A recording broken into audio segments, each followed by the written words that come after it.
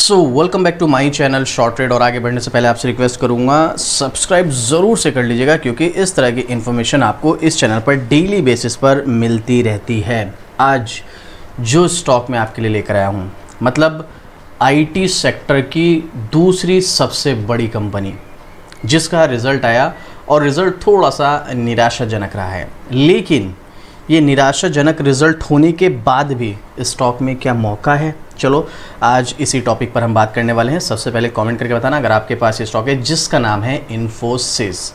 आज स्टॉक में थोड़ी सी हमें गिरावट देखने को मिली है। चलो कोई बात नहीं भाई, लगभग आप देखोगे तो ज़्यादातर स्टॉक्स में गिरावट ही है, बट इस गिरावट का रीज़न कुछ और है। चलिए क्या है समझते हैं। परफॉर्मेंस देखिएगा, पिछले एक महीने में 11% की गिरावट, कोई बात नहीं।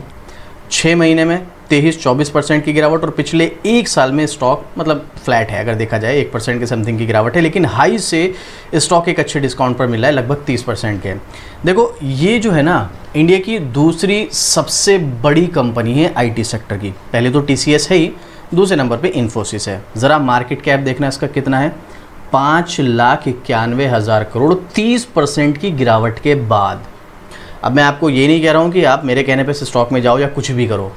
कंपनी ट्रस्टेबल कंपनी हम जिसको बोल सकते हैं। साथ में डिविडेंड यील्ड देखो कितना ज़बरदस्त देती है, 2.65%। अगर आपको नहीं पता है ये क्या चीज़ है तो भाई एक बार प्लेलिस्ट में जाओ, स्टॉक मार्केट बेसिक वाली प्लेलिस्ट है, इसमें जाके डिविडेंड यील्ड क्यों मिलता है, कैसे कैलकुलेट किया जाता है, क्या फ़ायदा है, डिटेल वीडियो ऑलरेडी बना रखी है डिविडेंड की, जाकर देख लेना, आपको सब कुछ क्लियर हो जाएगा, आपको पता चलेगा। हालांकि इसका बेनिफिट लॉन्ग टर्म इन्वेस्टर्स को होता है। हाई इसका कितना है, 2007 रुपये, अभी स्टॉक मिल रहा है 1423 पर।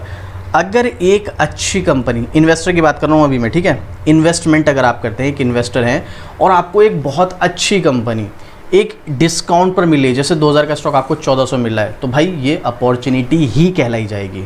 और ये एक अपॉर्चुनिटी होती है जिसका पूरा फ़ायदा उठाना चाहिए। ये अब आपके ऊपर डिपेंड करता है आप कैसे उठाएंगे, एंट्री लेते हैं या नहीं लेते हैं। दूसरी चीज़, स्टॉक के बारे में अगर आप देखेंगे, लेटेस्ट अपडेट आपके साथ शेयर कर रहा हूँ।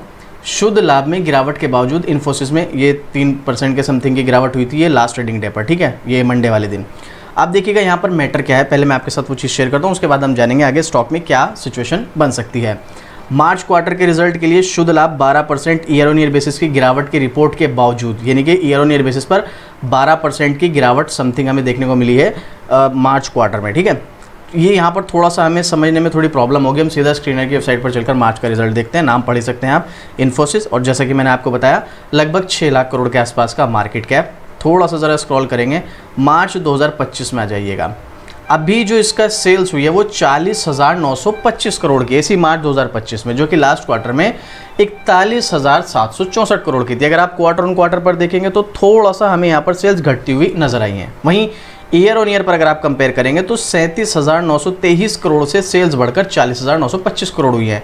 ईयर ऑन ईयर पर सेल्स बढ़ी है, लेकिन क्वार्टर ऑन क्वार्टर पर थोड़ी सी घटती हुई नजर आई है। चलो कोई बात नहीं। ज़रा अब यहाँ पर आप ज़रा मार्च 2024 में नेट प्रॉफिट देखो कितना था मार्च 2024 में नेट प्रॉफिट 7,975 करोड़ का, और अभी कितना है 7,038 करोड़ का, यानी कि net profit year on year basis पर घटता हुआ नजर आया है। हालांकि क्वार्टर ऑन क्वार्टर पर देखोगे तो 6,822 करोड़ से बढ़कर 7,038 करोड़ हुआ है, तो थोड़ा सा ईयर ऑन ईयर पर घटा है। बट मुझे पर्सनली ऐसा लगता है ये कोई बहुत बड़ी बात नहीं है।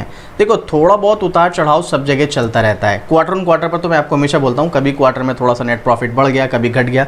इंपॉर्टेंट क्या चीज़ है, कंपनी लॉस मेकिंग नहीं है, बना तो प्रॉफिट रही है। थोड़ा बहुत उतार चढ़ाव तो हो सकता है भाई, इस क्वार्टर में थोड़ा सा प्रॉफिट घट गया, अगले में बढ़ जाएगा, उससे अगले में हो सकता है उससे भी ज़्यादा बढ़ जाए, उससे अगले में थोड़ा सा घट जाए, फिर उससे अगले फिर बढ़ जाए, लेकिन हो प्रॉफिट ही, ठीक है, प्रॉफिट ही होना चाहिए।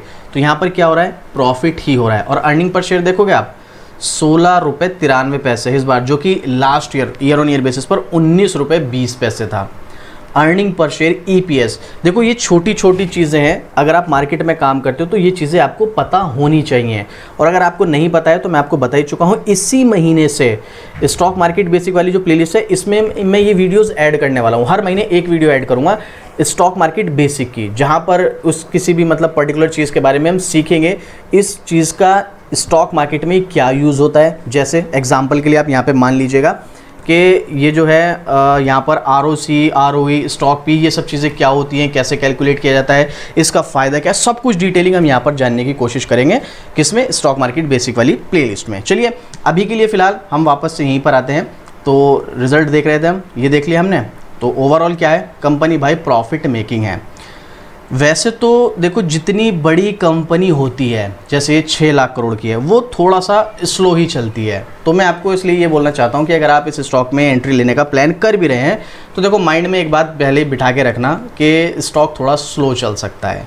चल सकता नहीं बल्कि चलेगा ही भाई। जितनी बड़ी कंपनी का मार्केट कैप होता चला जाएगा, उस स्टॉक में रिटर्न देने की जो कैपेबिलिटी है वो थोड़ी स्लो हो जाती है। लेकिन हाँ, इसके अपोजिट यहाँ पर रिस्क भी बहुत कम हो जाता है कंपेयर करोगे आप स्मॉल कैप मिड कैप से।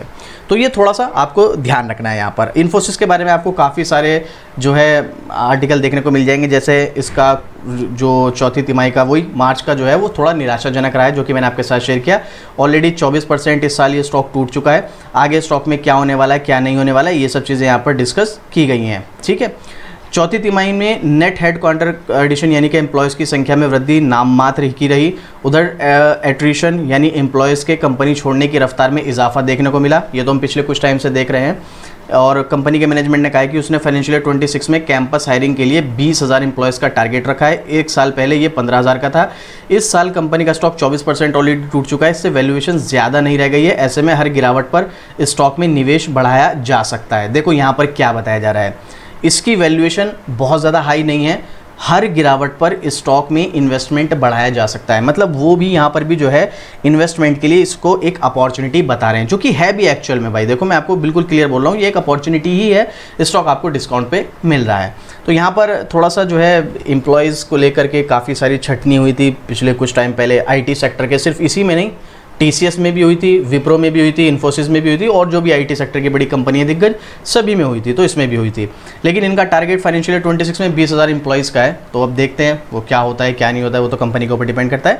बट हाँ, लॉन्ग टर्म के हिसाब से तो देखो भरोसे वाली कंपनी है भाई। देखो थोड़े थोड़े चीज़ें जैसे अभी US में चल रहा है टैरिफ को लेकर के, वो सब चीज़ें छोटे छोटे इम्पैक्ट तो उस पर पड़ेंगे, वो शॉर्ट टर्म के पड़ेंगे। लेकिन लॉन्ग टर्म के पर्पज़ से अगर आप जा रहे हो तो बहुत अच्छी अपॉर्चुनिटी आपके लिए हो सकती है। ये तो हो गई चलो थोड़ा सा लॉन्ग टर्म का अगर आपका व्यू है। अभी अगले एक साल के हिसाब से एक्सपर्ट्स क्या बोलते हैं, उसके बाद टेक्निकल क्या बोलते हैं वो भी देख लेते हैं हम यहाँ पर। इन्फोसिस आप नाम पढ़ सकते हैं, मैं एक बार आपको दिखा देता हूँ। ये देखिएगा इन्फोसिस लिमिटेड।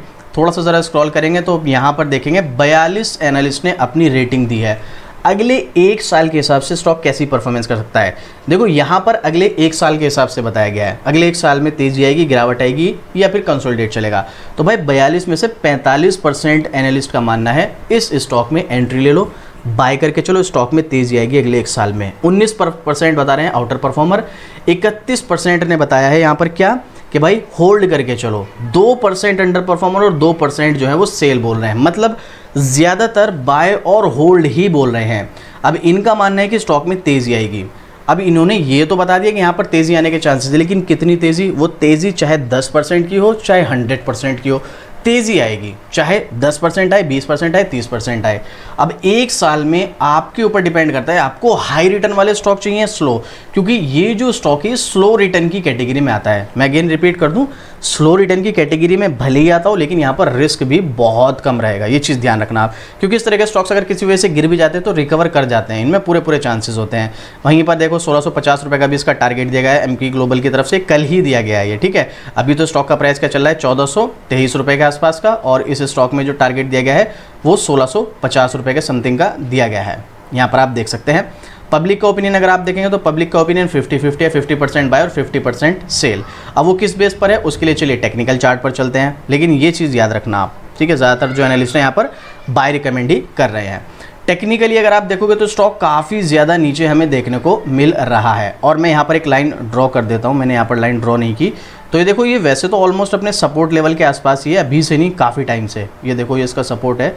यहाँ पर स्टॉक ने पहले भी कई बार सपोर्ट लिया है, देख लो, ये देखो, ठीक है, अभी से नहीं, देख लो यहाँ पर, ये जून 2022, सितंबर 2022, मार्च 2023, और इससे पहले भी यहाँ पर, ठीक है, यहाँ पर भी ले रखा है, यहाँ पर रेसिस्टेंस का काम कर रहा था दिसंबर 2020 में।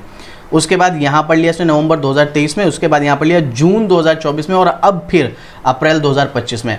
देखो ये जो लेवल है, जिस लेवल पर स्टॉक नज़र आ रहा है, आप देखो स्विंग ट्रेड के लिए मैं ज़्यादातर इस स्टॉक में रिकमेंड नहीं करता हूँ, बहुत स्लो है, परेशान कर देगा, तो बेटर है। हाँ, कभी कभी मौका मिलता है हम थोड़ा सा टाइम फ्रेम चेंज कर देते हैं, यहाँ पर 4 घंटे का टाइम फ्रेम या 2 घंटे का, वो मैं स्विंग ट्रेड की यहाँ पर मेंबरशिप स्टार्ट करूँगा। जब यहाँ पर आपको मेंबरशिप नज़र आएगी, अगले महीने से मैं स्टार्ट करने वाला हूँ यहाँ पर प्रीमियम मेंबरशिप, जिसमें मैं स्विंग ट्रेड के लिए आपको स्टॉक दूंगा, वहाँ पर सब चीज़ें आपके साथ डिस्कस करूँगा। बट अभी के लिए मैं आपको एक ही चीज़ बोलूँगा, स्टॉक अपने सपोर्ट पर भी है, और रिजल्ट थोड़ा सा भले ही इसका प्रॉब्लम मतलब इतना उम्मीद से जैसी उम्मीद की थी ऐसा ना आया हो नज़र, लेकिन फिर भी मुझे नहीं लगता इसका बहुत ज़्यादा कोई खास इंपैक्ट टेक्निकल पर पड़ने वाला है। तो इस लेवल पर एंट्री लेकर मिड टर्म से लॉन्ग टर्म के लिए इस स्टॉक को होल्ड किया जा सकता है। ये मेरा पर्सनल ओपिनियन है, हो सकता है मैं गलत हूँ, इसलिए आपको मैं हमेशा बोलता हूँ, आपको अगर स्टॉक में एंट्री लेनी तो एक बार अपने फाइनेंशियल एडवाइजर से सलाह जरूर ले लेना, उसके बाद आप डिसीजन लेना। ये आपकी मर्जी है, आपको क्या करना है क्या नहीं करना है। कोई क्वेश्चन कोई डाउट रहता है तो कमेंट कर सकते हैं, ये मेरा पर्सनल ओपिनियन है। बाकी लॉन्ग टर्म में इसमें ना आपको स्प्लिट और बोनस का बेनिफिट जरूर मिलेगा, स्प्लिट भी दे सकती है कंपनी। अगर आपको नहीं पता है क्या चीज़ होती है तो भाई एक बार स्टॉक हिस्ट्री में जाके ये वीडियो देख लेना, एक ही वीडियो है विप्रो की, स्प्लिट और बोनस की हिस्ट्री शेयर की है, दिमाग घूम जाएगा, देख लेना।